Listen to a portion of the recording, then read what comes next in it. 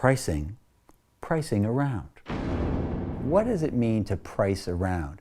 Well, if you're an entrepreneur, you want the highest possible price you can get for your stock as you're selling it in the company, based off of what you hope the company is going to be worth in the future. If you're in a traditional business, you have to base the value of your company based off of what it is actually worth today, typically a multiple of what your actual earnings are. But in most of the startup companies in the world, they actually don't have earnings, positive cash flow and actual earnings from their operations. They actually need investment before they can get to a possibility of getting earnings.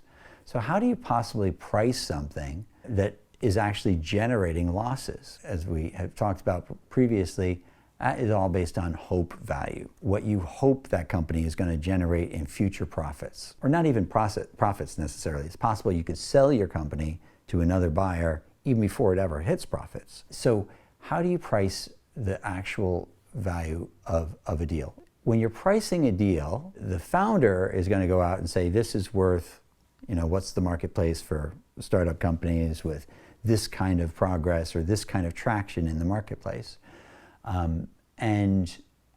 So they'll try to use, for example, a multiple of their monthly revenues. In the SaaS business, that could be as much as 100 times what your monthly revenues are, could be what's considered a fair price for what the overall valuation of your company is, assuming, of course, that you have growth and you have the prospects for continued growth. However, pricing the deal isn't done just by what the founder and the team and the internal investors want it to be. It's done on what the external investors that are going to lead the deal feel is the proper price.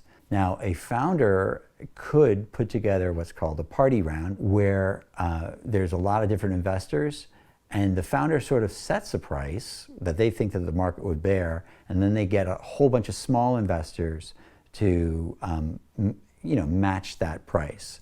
And then so they can price the round effectively by using their own terms, but having a whole bunch of smaller investors sort of fill the bucket of what is needed to get funded.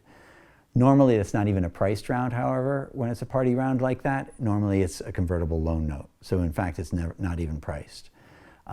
But what typically will happen in order for a round to actually get priced is one lead investor, even in a convertible loan note case, will come in with between, say, 30-40% to 60 or 75% of the entire round size, their check being the majority, say, of the round, and they will establish what the price is. And there may be the past investors that will come in and fill out the rest of the round. So the existing investors in the company will match the price of whoever is the lead investor, or other new incoming investors will match the price of the lead investor, but it's the lead investor who actually prices the round. The lead incoming investor who always prices the round. That's how it works.